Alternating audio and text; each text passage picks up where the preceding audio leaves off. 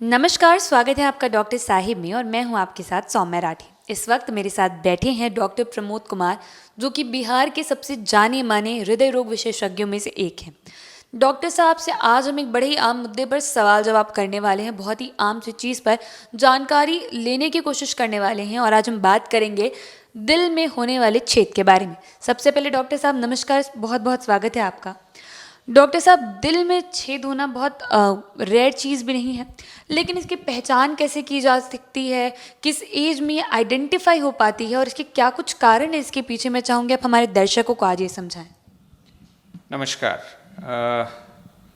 ये बहुत रेयर चीज़ नहीं है। बच्चों में तो देखा गया है कि जो लाइव बर्थ्स होते हैं उसमें करीब 100 में 9-10 बच्चों को कुछ न कुछ हार्ट की बीमारी होती है, जिसको हम कंजेनिटल हार्ट डिजीज़ कहते हैं। और उस हार्ट की डिज़ीज़ में कम से कम 60 से 70% जो हैं वो वैसे लोग होते हैं जिनमें हार्ट के अंदर किसी तरह का छेद होता है। आपको शायद मालूम होगा कि हार्ट जो है 4 चेम्बर्स का एक ऑर्गन है। 2 चेम्बर्स ऊपर होते हैं, 2 चेम्बर्स नीचे होते हैं। दोनों चेम्बर के बीच में एक दीवार बनती है जो कि ब्लड सर्कुलेशन को अलग रखती है। तो इन दोनों चेम्बर्स के जो वॉल होते हैं उसमें छेद हो जाता है।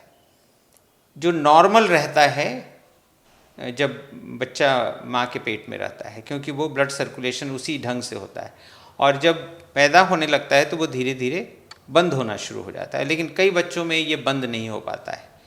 तो ऐसी जो बीमारी है वो अगर बहुत छोटा छेद है, खासकर नीचे वाले चेम्बर में, जिसको हम VSD कहते हैं, वेंट्रिकुलर सेप्टल डिफेक्ट, अगर बहुत छोटा है तो वो कोई कुछ तंग नहीं करती है। और ऐसा देखा गया है कि मेजॉरिटी लोगों में वो 1 साल होते होते बच्चों में वो बंद हो जाती है। लेकिन ऊपर वाला जो छेद है वो महीने दिन होते होते अगर बंद नहीं हुआ तो मोस्टली वो रह जाता है। वो भी अगर बहुत छोटा है तो कुछ तंग नहीं करेगा, आपको कोई परेशान होने की ज़रूरत नहीं है। वो मोस्टली इंसिडेंटल फाइंडिंग्स होते हैं। अगर आला लगाया किसी ने तो उसको आवाज़ आएगी तो उसको पता चलेगा कि हाँ ये छेद है अंदर, नहीं तो बच्चा ठीक रहता है, बिल्कुल खेलने में, बढ़ने में, खाने में कोई परेशानी नहीं होती है। लेकिन यही छेद अगर बड़ा होता है तो बच्चों को जन्म के साथ साथ प्रॉब्लम होना शुरू हो जाता है। खासकर कई बच्चे होंगे जिनमें एक से ज़्यादा छेद रहता है, नीचे वाले चेम्बर में या ऊपर वाले में, या दोनों ऊपर नीचे दोनों के चेम्बर्स में छेद होते हैं। तो ऐसे बच्चे जो हैं वो जल्दी बीमार होते हैं।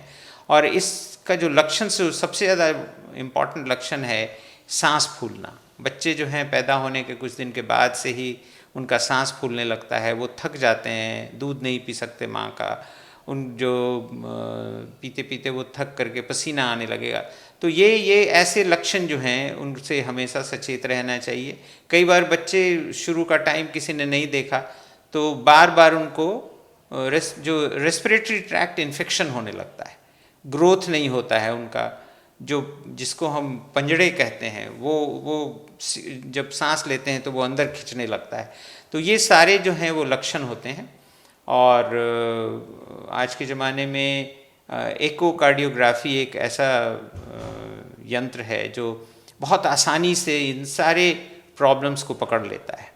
तो जहाँ भी बच्चे जो हैं, जहाँ जो डॉक्टरों के पास जाते हैं, बच्चों के डॉक्टर के पास जाते हैं, तो इतनी भीड़ रहती है, इतना बिजी रहते हैं वो लोग कि वो आला लगाना भूल जाते हैं, तो उसमें कई नहीं पकड़ पाते हैं। इसलिए बड़ा ज़रूरी है कि आप हर बच्चे का ढंग से एग्ज़ामिन कीजिए।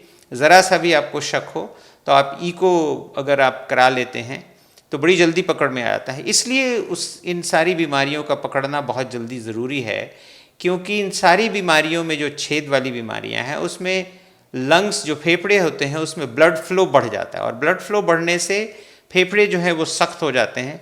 और एक ऐसा समय आता है कि जब आप वो ऑपरेट नहीं कर सकते हैं, ब्लड का फ्लो उल्टा होने लगता है, तो वो बच्चा फिर बहुत, उसकी हालत ख़राब हो जाएगी, ज़्यादा दिन बचता नहीं है।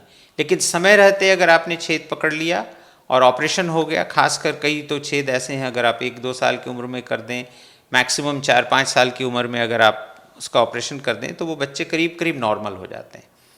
कई छेद ऐसे हैं जो छोटे रहते हैं, बाद में भी परेशानी कर सकते हैं, बाद में भी अगर आप पकड़ते हैं कई बार 30 साल की उम्र में, 40 साल की उम्र में, 50 साल की उम्र में भी ये खासकर ऊपर वाले चेम्बर के छेद बंद किए जा सकते हैं बगैर ऑपरेशन के। कई तरीके हैं जो अब आ गए हैं और अब बंद हो सकते हैं। तो बहुत ज़रूरी है पकड़ना और टाइम पे इलाज करना।